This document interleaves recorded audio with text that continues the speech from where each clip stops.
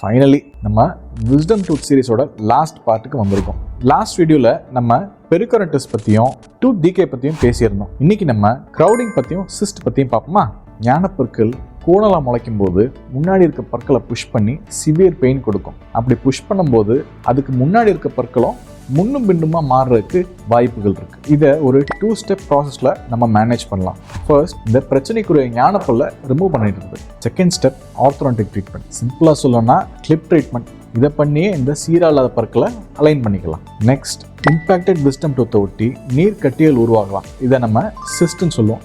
But இது கொஞ்சம் ரேரான ஃபேக்டர் தான்.